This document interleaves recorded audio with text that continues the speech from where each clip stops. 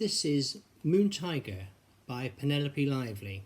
It was published in 1987 and it won the Booker. I've found with the Booker winners that I've read that I can sometimes admire them more than enjoy them. But with this one, I thoroughly enjoyed it and I admired it as a piece of writing.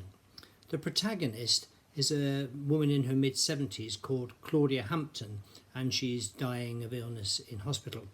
And she decides to write a history of the world and to base the history of the world on her own life. It's interestingly written, it's gently experimental. There's a third person narrator and there's also Claudia writing in the first person at times, and it shifts between the two. But it's not all over the place, it's not massively experimental. It works very, very well in kind of keeping the attention and making it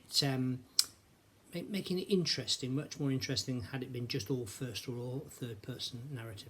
Okay, so Claudia is an interesting character. She's being patronised and treated as if she's quite stupid and elderly by the hospital staff, and in her observations about the staff she's really quite cutting and very witty. She's an intelligent woman. It's quite a complicated set of relationships in here.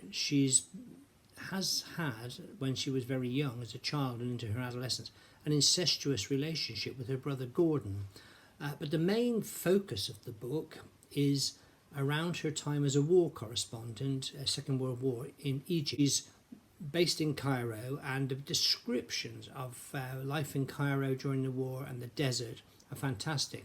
She falls in love with a tank commander who is killed in the Battle of El Alamein, and her grief kind of echoes through this book. Her life goes on and she marries and she has a child to whom she's not a very good mother, but the grief at the loss of this chap, Tom, kind of echoes through the book. It's very, very good.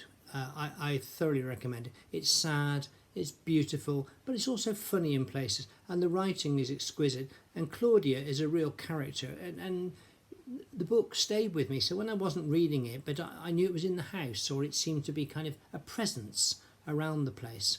I loved it, and I strongly recommend it.